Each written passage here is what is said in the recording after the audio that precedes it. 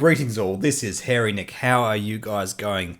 It's finally time for us to take our first serious look at the X-Wing 2nd Edition meta. Now, just the other week we did talk about the Coruscant Invitational, and while that information was useful, I did state in that video that there were a few issues with that, which didn't really mean it was a true look at the X-Wing meta.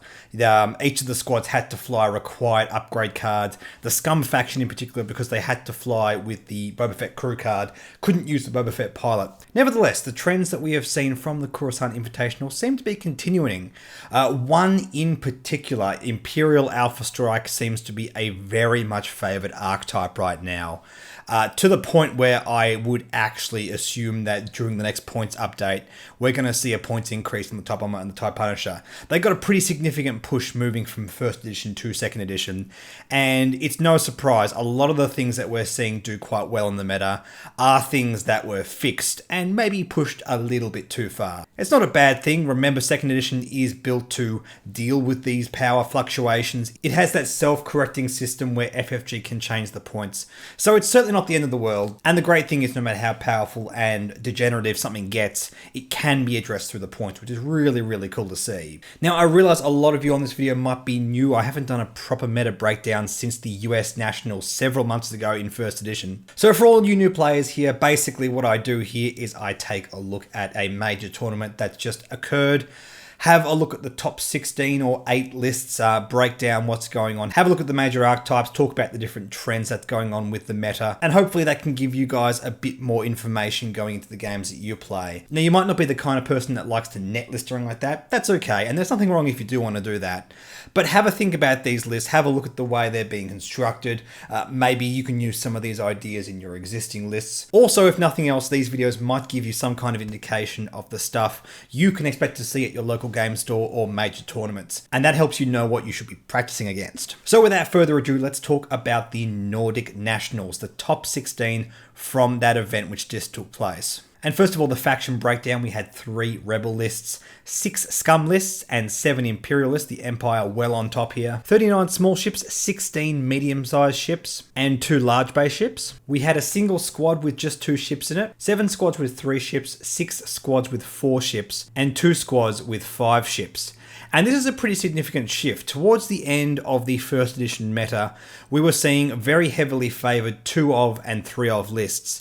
And a lot of those were Ghost Fen, and Ghost Fen ran Fen Rao in the Sheathipede, the Ghost, alongside Zeb Oralius in the attack shuttle. And the attack shuttle was docked in the Ghost for most of those games anyway, so it's arguably a 2-ship list anyway. But definitely, if we have a look at the list being flown, we can see that there's a greater emphasis put on what ships are being flown and what parts are being taken over upgrades, which is a good thing to see. It helps simplify the game a bit.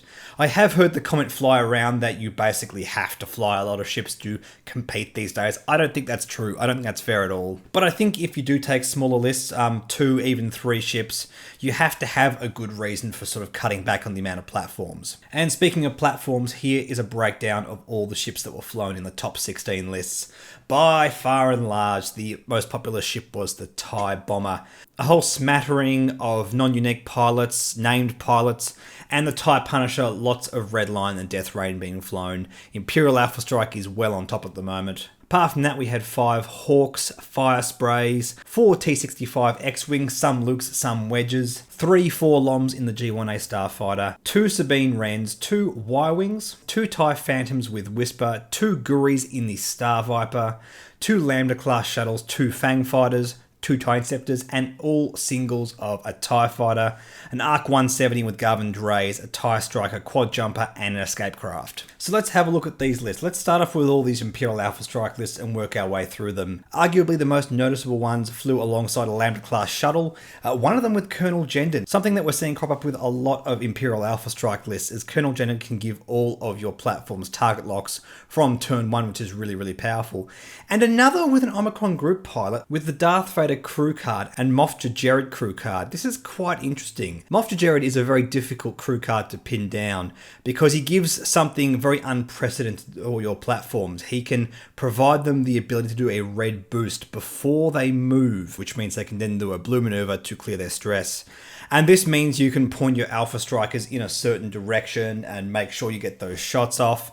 Gives them a little bit more reach, which is really, really cool. In the case of this list, it was flown alongside Death Rain and Redline on the TIE Punishers. Alongside the trajectory simulator on Death Rain, that means we can get a bit more reach with those bombs. They're both armed with torpedoes, so making sure that they get those shots off really, really helps as well. The way I see Jared right now is he's insurance against bad distancing. Those moments when you're going to fall just short of range 3 means he can push you a little bit further and get those torpedoes off so you don't fall just short and then your opponent forces you into range 1 the next turn and you can't get your torpedoes off. Being the Alpha Strike player, those kind of situations can be very frustrating, so a bit of flexibility is always a good thing. Also, alongside Death Rain and Deathfire, we had a list flying Night Beast and Whisper. This is quite cool. Whisper with Duke and Darth Vader seems to be a thing that's flying around quite a bit. Darth Vader no longer damages the platform he's on, which is interesting. If you're using Whisper, you can have a really super aggressive build. But considering you're consistently powering out those evade tokens, it seems like it can defend quite well as well. Still, I don't think the TIE Phantom is the kind of ship that wants to get caught out or with a bad roll or not arc dodge effectively. But it looks like a pretty fun ship nonetheless. I think the red dice and points decrease has been good for the platform overall moving forward. Now the rest of the Alpha Strike list we have here, the top one here was actually the runner-up in this tournament. Couple of Death Rain and Redline lists alongside TIE Bombers. And this really goes to show the kind of flexibility these dedicated Alpha Strike lists can have. If you strip off some of those points on the TIE Punishers, you can get named TIE Bombers on the board. Now, in the case of the named ones, yes, they only had barrage rockets and cluster missiles. Nevertheless, I feel like getting Captain Jonas down alongside all of these ordnance carriers. Sure, only one of them has proton torpedoes in this list, but I still think there's something to be said about this. The fact that you can get that much dice consistency across all those attacks feels really, really good. And also, talking about flexibility, have a look at this. A list with 5 TIE Bombers. Captain Jonas getting all the possible value squeezed out of that pilot ability. That just looks really, really awesome. Barrage rockets across the board, which isn't the best thing you can be putting on them, but considering there's 5 of them, alongside all those bombs, this just looks really, really solid. Unfortunately, we don't get protons and seismic onto any of those platforms, but I think that's just fine. I think when you're able to put that many Alpha Strikers on the board together, that's not such a big deal. The only other Imperial list we had was actually an ace list. This one here with Pure Sabak, Echo, 2 Saber Squadron aces. And this also included Admiral Sloane, so I've included it here on the spread as well, because Admiral Sloane is something very, very interesting. In the early days of the second edition meta, we're seeing a lot of Alpha Strike lists, a lot of ace lists, but we're not seeing a lot of these sort of commander archetypes that FFG have really pushed with their crew cards going forward with the Empire. Now, I'm not too surprised to see this. These abilities do strike me as something that's going to take a little bit longer to adopt. They need certain build arounds. It's very much the Wild West in terms of working out what the best way to build these out is. And this here right in front of us might just be the best way to use Sloane. My gut instinct going in second edition was Sloane was going to be the best alongside a TIE Swarm. But TIE Swarms don't seem to be doing as well as we once thought, so I guess this kind of approach is better. The fact of the matter is those TIE Interceptors now have basically pushed the limits, or a slightly worse push the limits built into them. And that's just really, really powerful. Even the generics seem to have a lot of value. Alongside Admiral Sloane, you can just have a very offensive build. And as long as you keep your guns pointed at your opponent, you can punish them for attacking your ships and taking them off the board. Just seems really, really solid. There's not much more to say about it. I think the key thing going on with this list is just overwhelm your opponent with red dice, and there's nothing wrong with that. Nice and simple. I really dig it. Let's move over to the scum lists. And first of all, we had 3 lists in the top 16 that included Boba Fett, Paylob Gordali, and 4-LOM. A little bit of variation on all of these. Boba Fett always has the title as in Marauder, not Slave 1, and Han Solo. Debris Gambit appears quite a bit. Not on all of them. Paylob Gordali basically always has Moldy Crow. In fact, in all of these examples he does. Makes perfect sense. He wants those 3 red dice at the front, plus it further enables his ability, just like any other Hawk. And 4-LOM, a lot of interesting things going on here as well. In fact, all 3 of these builds are completely different. Interestingly enough, we're seeing on a couple of these, one with Boba and one with 4-LOM, 000 in the crew slot, which I find quite surprising. I guess it makes sense on both of these platforms. They both interact with your opponent's ship at range 0 to 1, just like 000 wants you to do. It just occurs to me that 000 is that card that you really need to sort of build around and push to get enough value out of. I've never really been convinced myself that the stress token or a calculate token, at the choice of your opponent no less, is actually all that worth it, but seems to be doing okay. It is at least cheap, I'll give it that. But yes, these three platforms just seem to be really, really solid.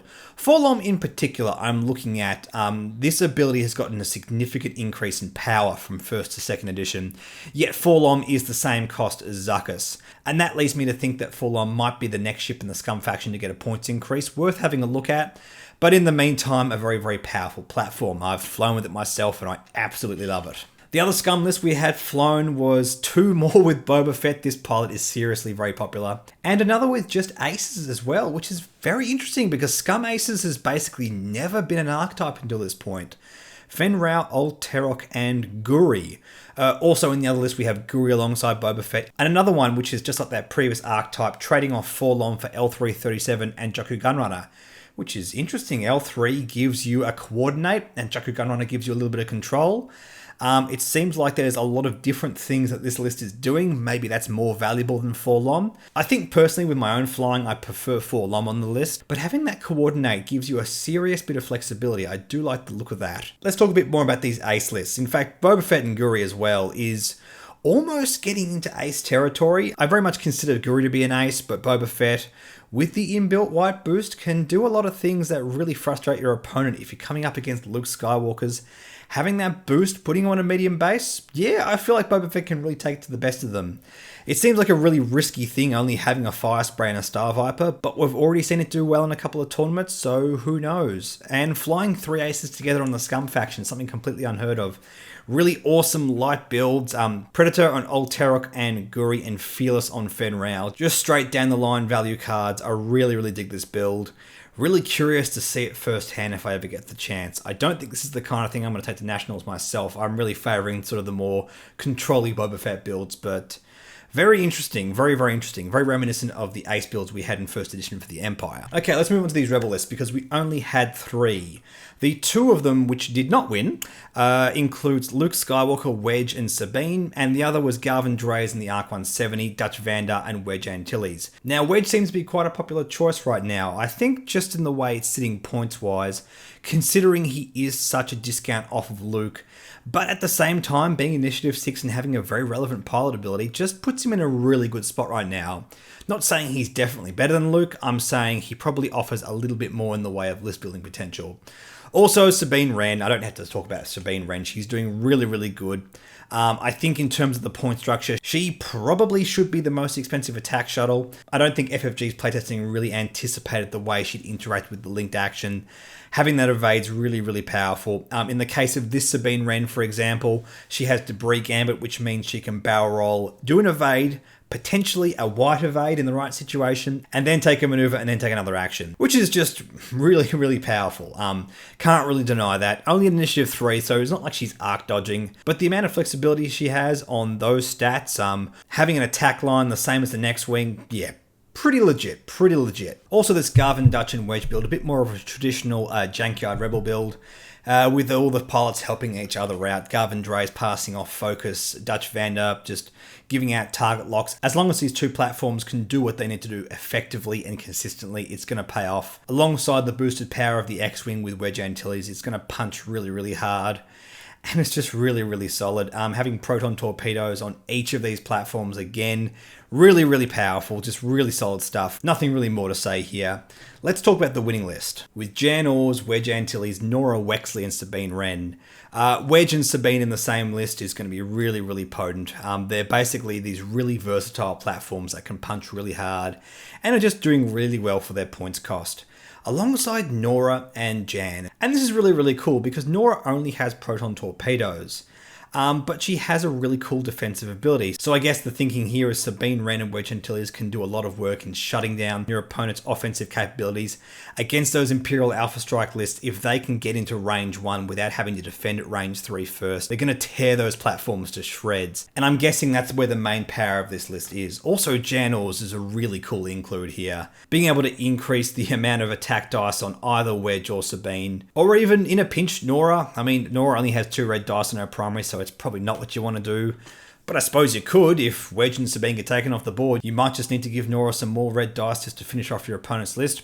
could happen. Flexibility is always a really, really cool thing. And it's really cool to see these Jank lists do well. Two versatile attackers, two versatile supporters.